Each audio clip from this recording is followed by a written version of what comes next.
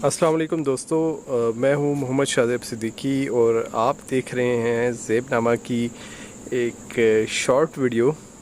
इस वक्त आज है 15 सितंबर 2021 और ये मैं इस वक्त मून सेट होते हुए इसकी मैं वीडियो एक बना रहा था। अच्छा, मून सेट होते हुए मैं जो एक चीज़ नोट कर रहा था वो ये मैंने नोट किया कि मून राइज़ होते हुए और सेट होते हुए और सन भी राइज़ होते हुए और सेट होते हुए काफ़ी बड़े अपने साइज़ से जो ना दिखाई दे रहे होते हैं। अभी ये मोबाइल के कैमरे से मुझे नहीं लगता कि मैं अपनी छत से आपको इतना कोई क्लियर व्यू या एक्चुअल व्यू में आपको दिखा पा रहा हूँ।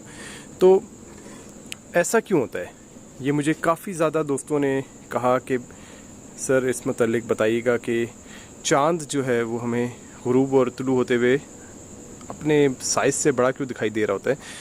अरस्तू का जो नज़रिया था, अगर वो हम देखें तो अरस्तू ने ये नज़रिया पेश किया था कि जो ज़मीन की फ़िज़ा है उसकी वजह से चाँद और सूरज का जो साइज़ है उसमें फ़र्क आता है, यानी जो ये दोनों हमें अपने एक्चुअल साइज़ से बड़े दिखाई दे रहे होते हैं। लेकिन बाद अज़ा जो हमारी मॉडर्न साइंस है, मॉडर्न फ़ल्कियात है, इसने जब तहकीकात की तो मालूम हुआ कि ये जो अरस्तू का नज़रिया है ये गलत था।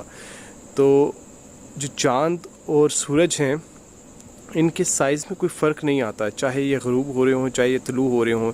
या एटमॉस्फेयर भी बहुत ज़्यादा इनको डिस्टर्ब नहीं करता, थोड़ा सा स्क्वीज़ करता है, यानी चिपटा करता है इनको दिखाई, मतलब जो हम लोग देखते हैं तो असल में तो बिल्कुल गोल हैं लेकिन थोड़े से ये चिपटे दिखाई दे रहे होते हैं, लेकिन हमारी आंखें इतना इसको देख नहीं पाती, हम इंस्ट्रूमेंट की मदद से मालूम कर सकते हैं।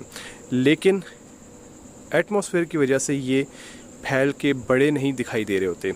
तो ये जो अभी आप चाँद देख रहे हैं ये एक्चुअल में अगर फुल मतलब आसमान के ऊपर, आसमान के दरमियान में भी मौजूद हो तो इसका साइज़ वही है जो इस वक्त ग़रूब होते हुए है। इसको आप बड़ी आसानी से नोट कर सकते हैं। आप अपनी फिंगर्स के ज़रिए जब आसमान पे चाँद मौजूद हो तो इसका आप जो साइज़ है अपनी फिंगर्स के ज़रिए नाप लें, और उसके बाद जब ये ग़रूब हो रहा हो तो उसी तरह फिंगर्स के ज़रिए आप इसका दोबारा से साइज़ नापें तो आप देखेंगे कि ये ग़रूब होते हुए भी उतने ही साइज़ का होगा जितना ये आसमान के ऊपर मौजूद था।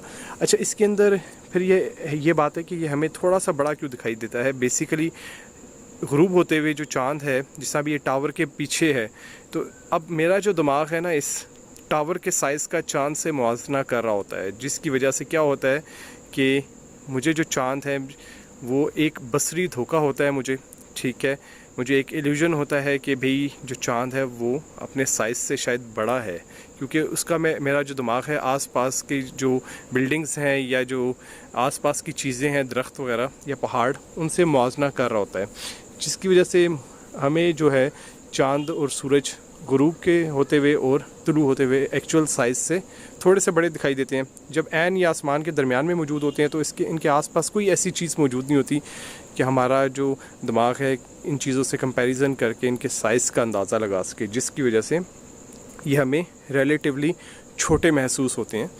तो आज की वीडियो से हम लोगों ने ये सीखा है कि जो चाँद है ये या सूरज है, ये तुलू और ग़रूब होते हुए असल में बड़े या छोटे साइज़ के नहीं होते, बल्कि ये एक धोखा है जो हमारे दिमाग को होता है और हम इस धोखे में आ जाते हैं क्योंकि हम दिमाग के पीछे चल रहे होते हैं। इसको हम ऑप्टिकल इल्यूजन कहते हैं साइंसी ज़ुबान के अंदर।